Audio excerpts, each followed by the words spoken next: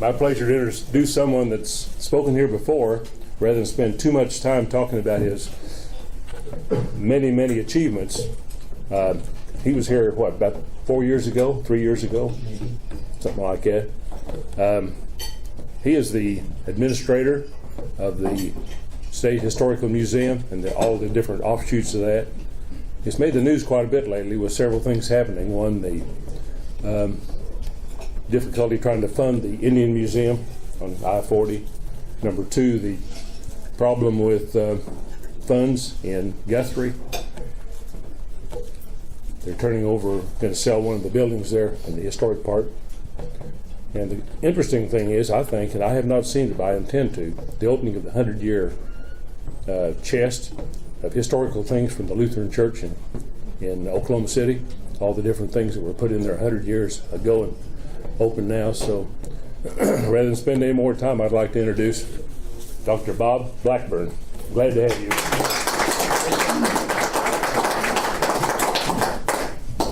Thank you, Richard. And with me today is kind of a little homecoming, but Dr. Tim Zwink taught here from 78 to, when did you leave? 79 to 2003. 79 to 2003, so kind of a native here at Alva.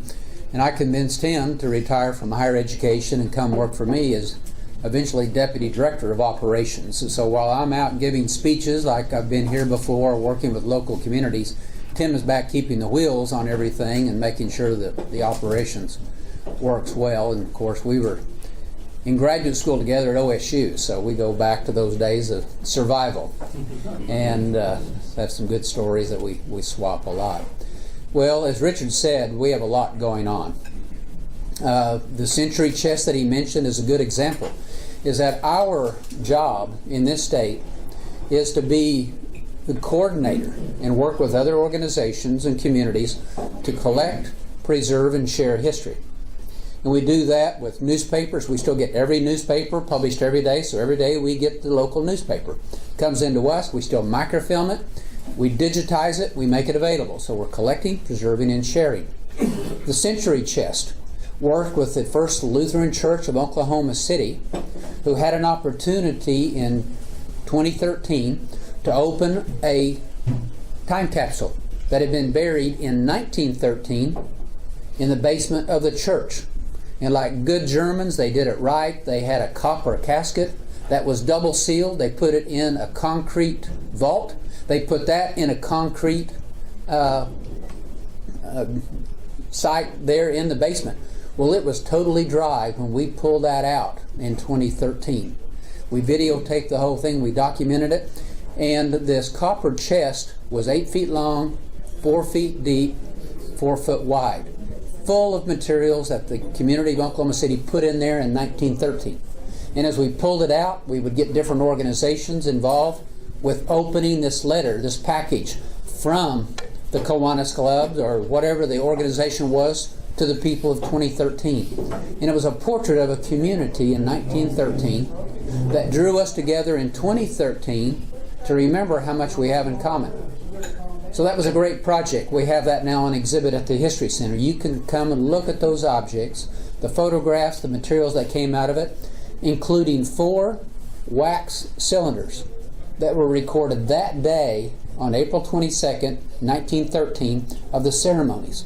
So the singers from 1913 and a speech given by Angelo Scott, a publisher, 89er, gave this speech. They recorded it on this wax disc on an Edison phonograph. Those discs were in that chest. We sent them off to Philadelphia, and using a laser disc, they were able to pull that sound off of those discs, and you can hear that today. And to make sure that we had the technology in 2013 to play those, they put in a phonograph machine from 1913. That's on display. Well, that's a good example of collecting, preserving, and sharing, and we're doing so much around the state, different communities, is that we want to work with the local communities. Last time Richard had me up here, I think we had 5 meetings that day working with different parts of the community and what we can do together to collect, preserve, and share. We went out to the old POW camp went by the airport, we went to the local museum and met with the board of directors there. And since I was there, that must have been a couple of years ago, Richard would be my guess, because we wanted the authority from the state legislature to reach out to the local historical museum.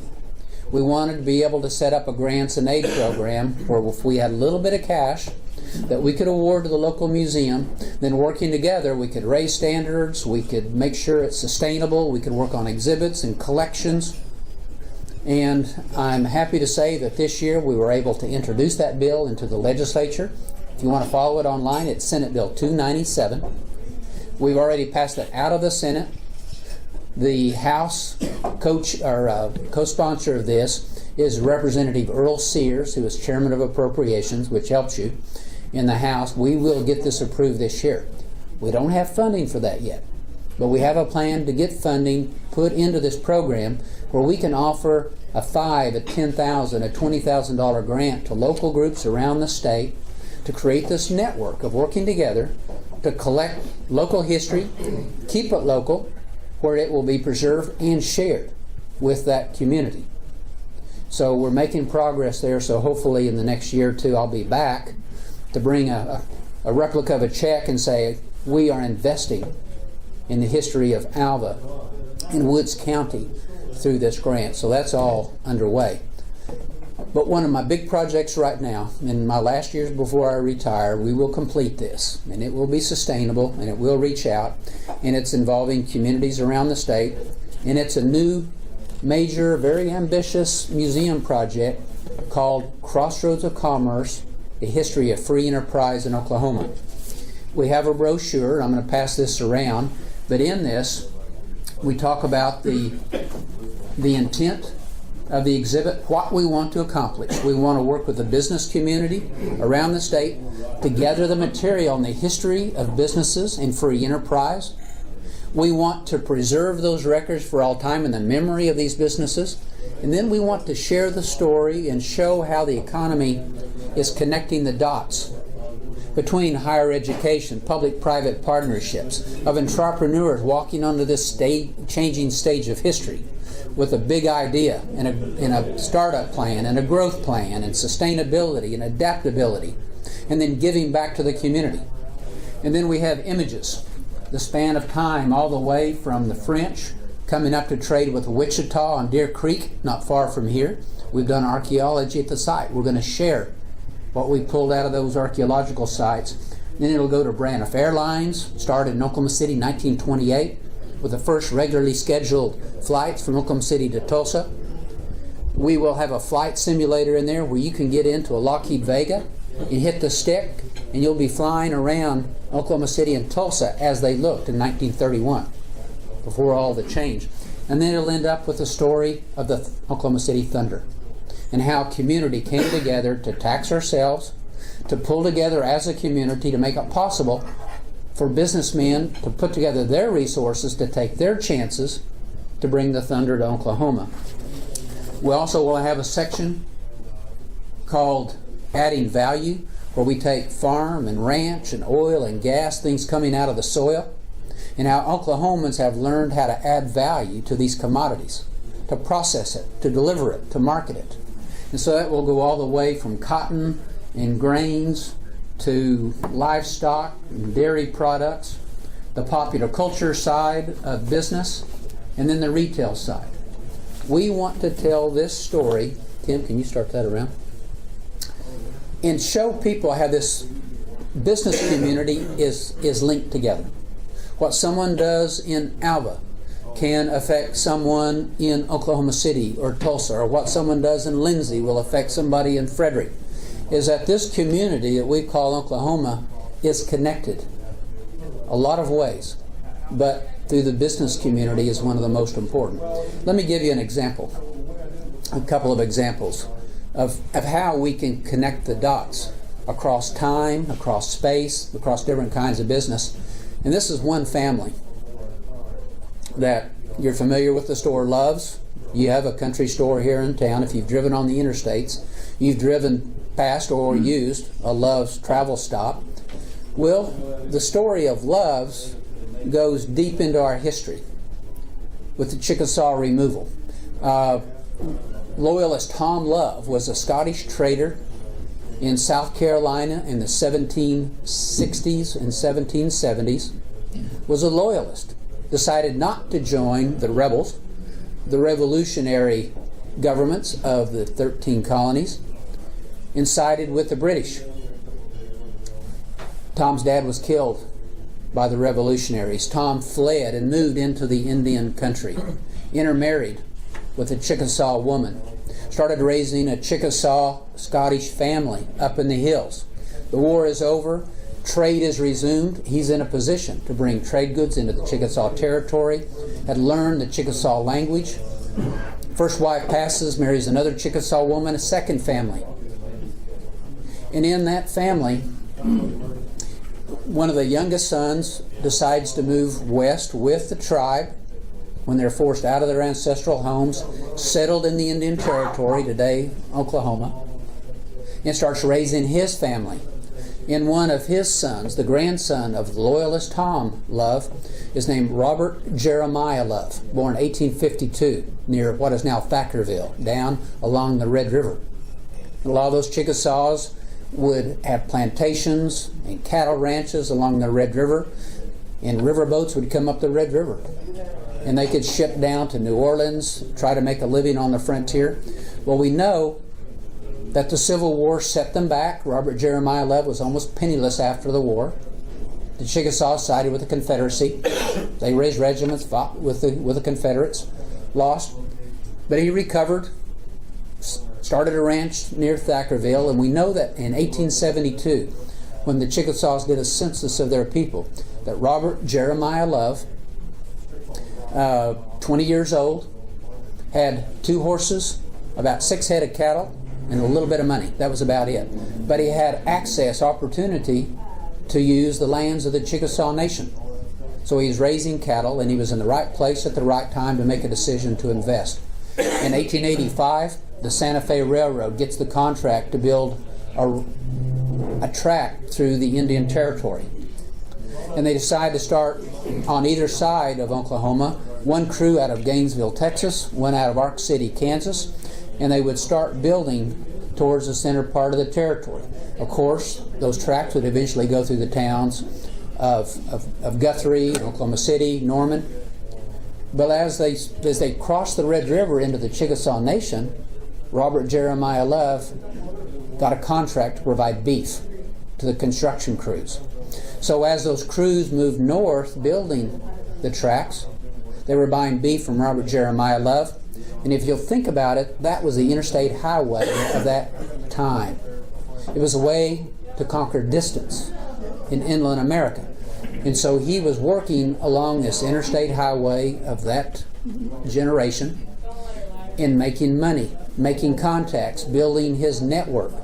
And he finds out that the 2 crews will eventually drive that final stake south of the South Canadian River. So as a Chickasaw citizen, he could claim the land. He goes up to the banks of the South Canadian and plats a town that he called Purcell. And he offered a free lot for a home to any Chickasaw and a free business lot to any Chickasaw. Didn't have to pay for it. He's taking care of his own people, his family, his clan, the tribe. But he starts selling lots to non-Indians, knowing that the territories will soon be open. He brings the first cotton gin to Purcell. He brings and organizes the first bank in Purcell. And then he invests in the Love Hotel. You can still go to the Love Hotel today. It was the second largest hotel built in either Indian Territory or Oklahoma Territory in 1902. Only one hotel was bigger, and that one was in Muskogee. His hotel was bigger than anything in Oklahoma City at the time. And so here is a man who comes west with this Indian family, survives the Civil War, and finds a way to prepare himself to invest and take a chance, and raises his family. Well, he passes from the scene. The next generation runs the bank, they're town leaders. The stage of history is changing. Along comes the Great Depression, the bank crisis of the early 1930s, and the bank fails. And Robert Jeremiah Love's grandson, F.C. Love, Frank Kreiner Love, is in college at OU, finds a way to stay in college despite the family's hardships. They lose the big house, the mansion in Purcell, but he stays in school. He finishes law degree and graduates in 1932. Not the best of times to be graduated from college as an attorney. But he finds a job with an oil firm in Tulsa, comes back to Oklahoma City to join a firm there that is now called Crowe and Dunlevy, one of the biggest ones, but he's a young attorney. And fast forward a few years as he's learning his craft, he's taking a case against a big oil company. The big oil company had just been recently founded as, in 1939, as Kerr-McGee. And in this lawsuit, Frank Kreiner Love, representing a royalty owner, wins the case against Kerr-McGee.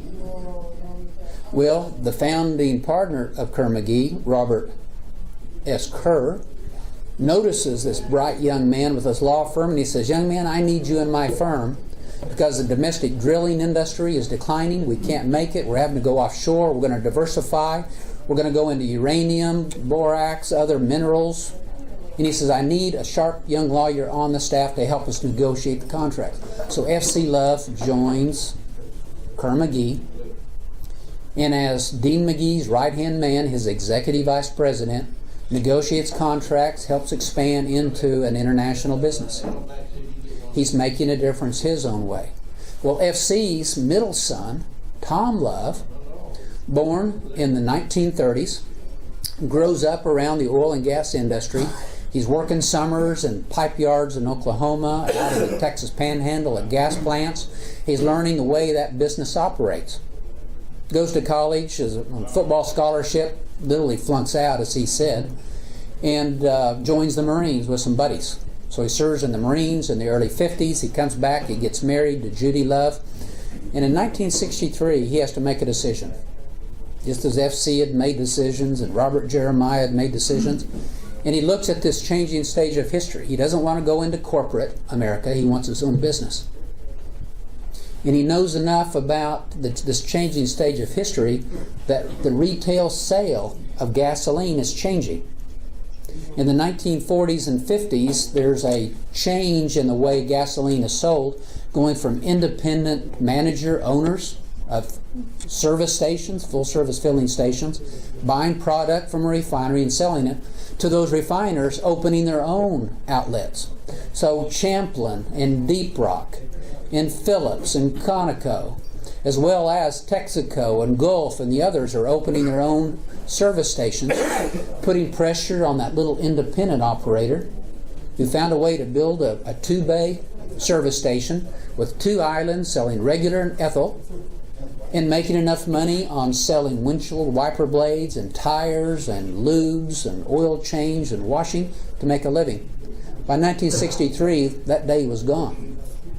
But Tom sees an opportunity there. He thinks, if I can go out and rent one of these older stations where the lease is less than what he would normally have to pay, and he finds one that he can finally lease that way, then he knows he can buy gasoline at the refinery with 20 days to pay the bill.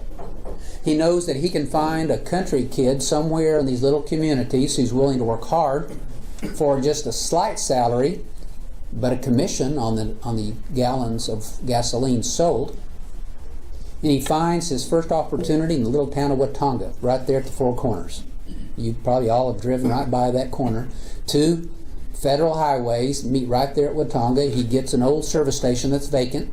So the man who owns it is willing to lease it for almost nothing, $50 a month, due at the end of the month. Tom gets his gasoline down at the Wynnewood refinery that's operated by Kerr-McGee, where he knows how that operates, has 20 days to pay that bill, finds a local farm kid from the Mennonite community down to the south, and he starts selling, quote, the cheapest gas in town, undercutting the Texacos and the Conocos. And he brands it as a Knox, K-N-O-X, which had started in Enid, Oklahoma. You may remember the glasses with the Indian characters on them, the frosted glass. That was put out by Knox. A lot of you may have those at home. But he opens as a Knox, cheapest gas in town, and it works. But it's low margin. And so he says, well, if I'm going to make it this way, I've got to have more than one station. So he opens another one in Cordell. Then he opens another one in Buffalo. Then he opens more, and he starts spreading through western Oklahoma in small towns generally. Population 2,000 to 5,000, where he's not going up against the big urban retailers, but he finds a way to sell the cheapest gas in town. But then his challenges mount because he deals with growing competition with others learning how to do this. And so he innovates by taking a new concept pioneered by the Southland Corporation out of Dallas that's now opened in Oklahoma as 7-Elevens, where they're selling convenience food 7 in the morning to 11 at night, finding a niche in small towns where the mom and pop grocery stores don't want to stay open that late at night, paying a premium for the milk or the bread or the convenience, but people are willing to pay it in this changing world. And Tom sees that and he says, I'm going to add some groceries to my little service station. So in Watonga, he encloses the 2 bays and starts selling, brings in a refrigerated case and starts selling the milk and beer. And there was one July when they sold an entire truck full of Coors for the people going out to Romano State Park. And he starts adding until eventually in Guyman, Oklahoma in 1971, he changes the name. By this time, he's selling self-service gasoline, cheapest gas in town. He's expanded the food line of it, and he rebrands it as country stores. And he comes to towns like Alva. And then in 1973, in the fall, the challenge then is the Arab oil embargo. A lot of you may remember that. We stood in line to get the gasoline. The price goes from 30 cents a gallon, which I thought was exorbitant, 48 cents a gallon at the time. And I said, who would pay that much to drive? Well, it's a challenge to get gas. And suddenly, during the Nixon administration, price controls on how much you can charge for your gas. Suddenly, you can't go in and charge what you want. You have to get permission to charge a certain amount for your gasoline. So how does he change that business plan? And so he keeps innovating in making it until in 1981, with his contacts, the interstate highway system coming to a conclusion, taking advantage of the fact that trucking was deregulated in 1978 by Congress. And suddenly you have a new generation of independent truck drivers who own their trucks, who are hauling on contract with other either carriers or manufacturers. And a penny difference in the price of diesel or gasoline on a 2,000-mile trip makes a big difference to that good old boy from some little town willing to work hard. Suddenly you're not dealing with the leeways and the transcons, but with these individuals. Tom says, that's my future. And he opens his first travel stop in Amarillo, Texas on the interstate highway in 1981 and starts expanding. Well, as he's expanding, he bumps up against the Flying J coming in out of Salt Lake. He bumps up against the firms coming out of Nashville. And then, of course, the old established truck stops from both coasts and coming out of Houston. And suddenly he's in more competition. How does he survive then? He starts his own trucking company called Gemini. You see those trucks on the road today. He buys his own fleet of railroad cars that can haul diesel to the area around Phoenix and Las Vegas during the boom after 2000. And then when that boom ends in 2007 and 8, he could retask the 1,500 rail cars to hauling crude, moves them up to the Bakken field in North Dakota, hauling the oil out of there where there's no infrastructure or pipelines. But adding to the profit, allowing him to keep the cheapest gas in town, providing the services that people want. And today, more than 320 travel stops are open across the country, coast to coast now. He's number 2 in terms of travel stops. He put Flying J into bankruptcy in a price war that they had.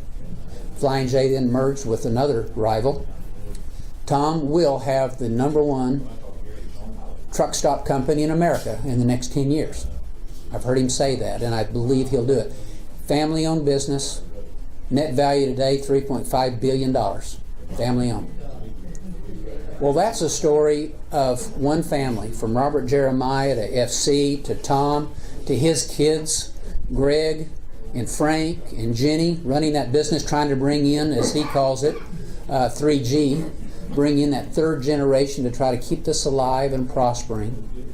In each one of these stories, I could write a book about the changing stage of history, their skill sets, their willingness to take a chance, to invest, to do something more, and then leaving a legacy to the next generation, both their family and their community, and giving back through generosity, of creating jobs, of working together with a community to improve quality of life, whether it's education or reaching out to those who need help. That's what this is all about, connecting the dots and working together for the benefit of everybody, using the profit motive, the free enterprise system, and preserving the best of that, and then making things work. Well, we're here today working on the story of Star Lumber Company and Kinsey Industries. Those will be two of the stories that we have in this exhibit about how people around Oklahoma have had an idea, skill sets, walk onto the stage of history, says, I will take a chance, I will try to do this business, or take a business and say, we may be struggling, but what's the new business plan? And adapting to that changing stage of history, and then turning around and making a difference. This exhibit will open November 16th of this year at the History Center, which will be the 10th anniversary of the Oklahoma History Center. And it's the 10th anniversary of that building, but we've been around since 1893 doing three things: collecting, preserving, and sharing history. And I'm very pleased that we can share the story of Alva, Oklahoma. Thank you very much.